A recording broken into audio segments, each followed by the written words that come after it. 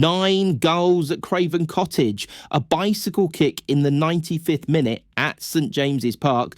The defending champions can't beat newly promoted Sunderland at home, and somewhere in Manchester, Pep Guardiola is telling reporters he's lost his hair. Bro, what even was this midweek? This was Matchweek 14, and honestly, the algorithm is having a full-blown identity crisis. I mean, the data can't even make sense of this one. Welcome back to the Neural Net, Episode 2. I'm OJ, still obsessed with heat maps, still tracking every XG differential. And I'm Martins, here for the chaos energy.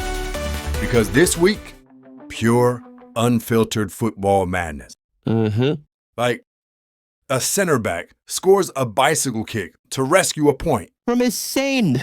From his shin. And Pep literally admits he's lost all his hair. Current standings of the game week 14. Arsenal top with 33 points, 5-point gap restored. City second with 28. Villa third with 27. And Chelsea dropped to fourth on 24. We'll get to that disaster. But here's where it gets wild. Crystal Palace 5th. Sunderland 6th. Both on 23 points. Sunderland, newly promoted, 6th above Liverpool, above Tottenham. What timeline is this? So, obviously we're AI, right? We're not pretending we were sitting on the couch with popcorn. No. But what we do have is every data point, every match report, every quote from this mental week. Let's get into it. We have to start at Craven Cottage. Fulham 4, Manchester City 5. 9 goals. I was going through the match data, and I genuinely thought something was broken. Is this real? It's real. Is this actually the Premier League? 17th minute, Haaland scores, but not just any goal, his 100th Premier League goal in 111 games. 111 games. That's 13 games faster than Alan Shearer's record. Sure, hold that for 30 years, and this Norwegian machine just... Doku crosses, Reinhardt's dummies, Haaland unleashes a first-time left-footed thunderbolt. History. And he's only 25. Could genuinely challenge Shearer's all-time 260. The numbers are scary.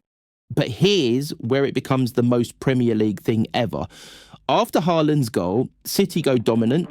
Reinhardt makes it 2-0. Foden calls in a beauty. Smith Rowe pulls one back. 3-1 at half-time. City cruising. Second half, Foden makes it 4-1. Then Berger own goal. 5-1. Game over, right? Done. That's what everyone thought. Then Alex Iwobi bends one from 22 yards. 5-2. Okay. Then Chukwueze, who came on at half-time, decides to personally embarrass City. 72nd minute, 5-3. 78th minute, 5-4. What? How? And this is City's problem. They cannot close out games anymore.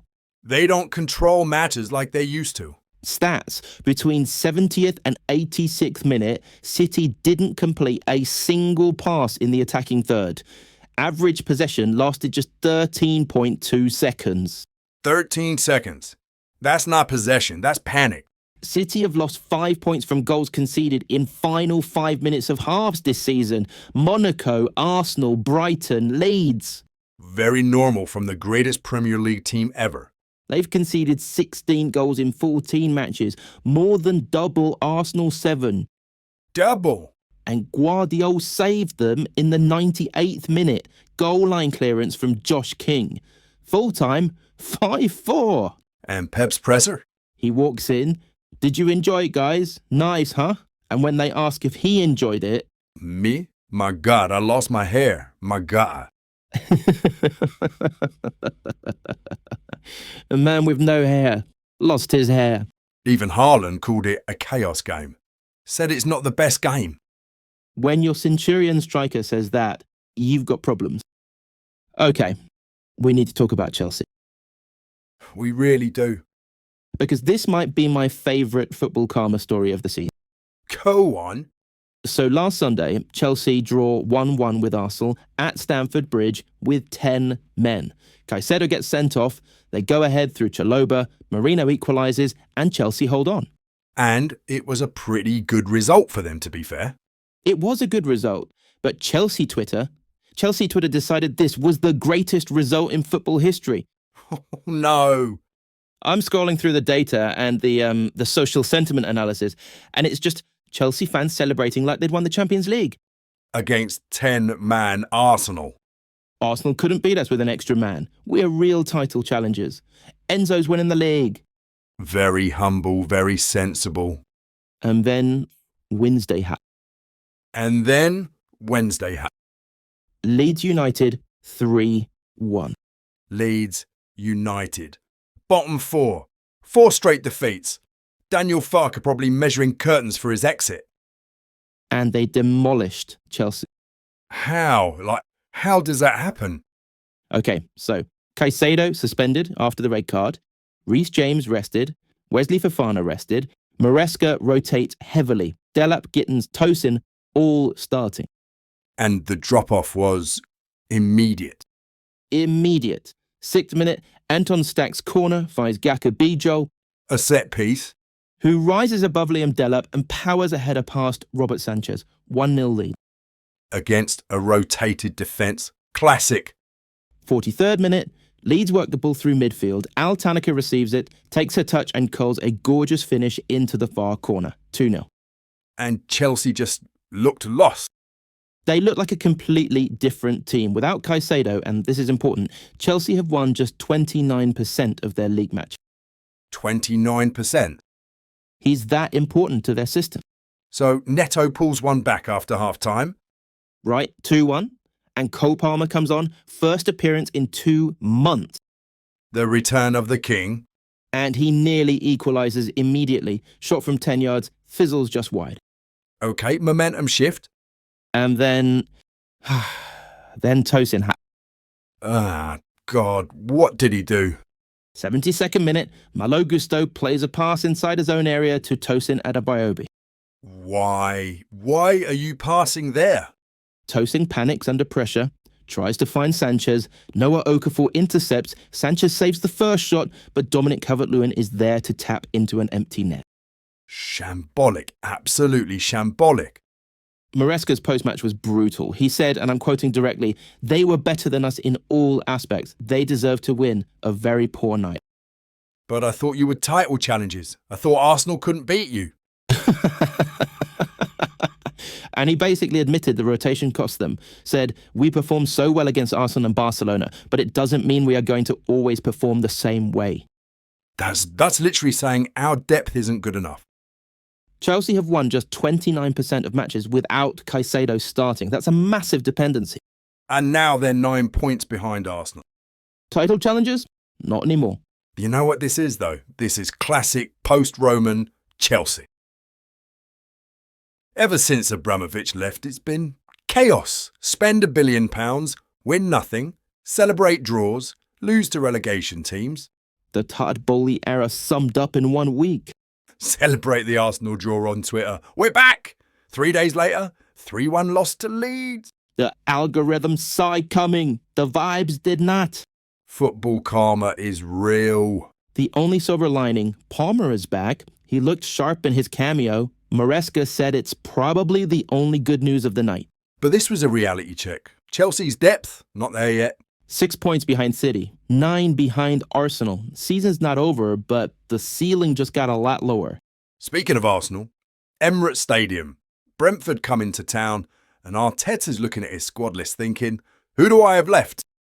The injury situation is dire, bro. Let me run through it, because this is absurd. Go on. William Saliba, out with an ankle knock. Gabriel Magalhaes, out. Kai Havertz, out. Leandro Trossard, out. That's your first choice centre-back pairing and 2 key attacking options. So who starts in defence? Christian Mosquera and Piero Hincapié. Who? Exactly. I'm joking. But those aren't household names. Ben White at right back. his first league appearance since Matchweek 1. Martin Odegaard making his first start since returning from injury. Noni Madueke in for Saka. And Marino up front again. Marino at striker is such a wild timeline. The man was signed as a midfielder. And it works. 11th minute, Madueke shows quick feet, frees Ben White on the overlap. Love that combination, by the way. White whips in a cross and Marino, all 6'2" of Spanish midfielder, rises above Ethan Pinnock and powers a header into the ground and past Kelleher. That's a striker's header. His 5th of the campaign, his 21st goal for 2025 for club and country. 21 goals as a box-to-box midfielder playing centre forward. The man is playing the best football of his career in a position he wasn't even signed to play. But they couldn't kill the game off. No, and that's the frustrating part. Brentford had one big chance. Kevin Schade with a free header that Raya tips onto the bar with a world-class save. Raya he's incredible. But Arsenal, they should have had 3 or 4. Kelleher spilling shots, Marino fluffing a rebound, Calafiori going close late on. The nerves in that stadium. Until the 91st minute. Zubimendi threads it through to Saka, who came off the bench. The super sub. And his shot loops over Kelleher despite the keeper getting a hand to it.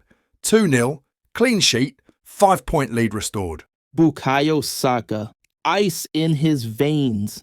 But, at what cost? The injuries. Mosquera goes down before half-time. Knee or ankle issue, Arteta wasn't sure. That's your 3rd centre-back injured in a week. And Rice? What about Rice? Calf injury in the 83rd minute. Had to come off. Couldn't continue. No. Arteta's post-match was telling. He said, quote, "Give us another day. The players are not machines. We've never had such a schedule at every level." He's begging the Premier League for help. Wednesday night kickoff, then Saturday lunchtime at Villa Park. That's about 65 hours recovery for players who've just beaten Spurs, Bayern Munich, drawn with Chelsea, and now Brentford in 2 weeks. It's brutal, but here's the silver lining. They're still winning, with their 4th choice centre-back pairing, with their captain hobbling off. 18 games unbeaten in all competitions. The XG for this game, Arsenal 1.8, Brentford 0.34. That's dominance. That's control. They held Brentford to basically nothing. Arteta even praised players like White and Madueke stepping up, and he's very pleased to see depth players performing at this level. That's the difference between this Arsenal and the Arsenal of 2 years ago. They rotate, they adapt, and they keep winning. 5 clear at the top, but the bodies are piling up. Liverpool, 8th, 22 points, drew 1-1 at Anfield against Sunderland. Defending champions, held at home by a promoted team again. They've lost 4-1 to PSV at home, lost 3-0 to Forest at home. Now this? What's happening? Slot benched Salah again. Started Isak with words behind. What? Who? Still hasn't scored. 18 appearances, 0 goals. Still hasn't. And Sunderland take the lead, 67th minute. Van Dijk gives it away. Taubi shoots. It deflects off Van Dijk's backside into the corner. His backside? 81st minute. Wirtz dribbles past 2 defenders. Fires, but it deflects off Mukiele. Own goal. Wirtz still denied. Oh, man. The kid's been desperate. And Liverpool nearly lost it. Stoppage time. Is it around Alisson? Taps towards empty net. Chiesa gets back for a goal line clearance. A winger making goal line clearances to save a point against Sunderland. Slot said, teams that play us now think they can get a result. Dramatically, the aura is gone. They've conceded the opening goal in 11 of their last 14 games. 11 out of 14? Meanwhile, Sunderland have played 5 top 8 teams, haven't lost to any of them. The great equalizers. Liverpool created 0.89 XG at home. Chiesa's clearance stopped a 0.7 XG chance. Without that, Sunderland win at Anfield. St. James's Park. Newcastle versus Tottenham. Excitedly, this game was wild. First half, goalless. Second half, madness. 71st minute, Bruno Guimaraes curls a beauty. 1-0 Newcastle. Imitating crowd. The St. James roar. 78th minute. Kuda's crosses. Romero, the centre-back, buries a diving header. 1-1. Striker's header from a defender. Then VAR gives Newcastle a soft penalty. Gordon smashes it home. 2-1. 86th minute.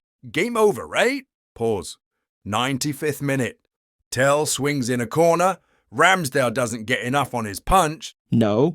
And Romero lines up a bicycle kick off his shin through 3 defenders. Screaming. Bicycle kick, 95th minute from a centre-back off his shin. Laughing. His celebration mimicked Bruno Guimaraes' trademark. Laughing. Oh no. The beef. Shoving match at full time. And Romero referenced Messi afterwards, said he watches Leo every day with Argentina. Sarcastically, the audacity after shitting a bicycle kick past Ramsdale. Twers had 2 shots on target, both from Romero, both goals, 100% conversion. Elite striker numbers from a centre-back. Quick one on Everton. Bournemouth 0, Everton 1. Grealish with the winner.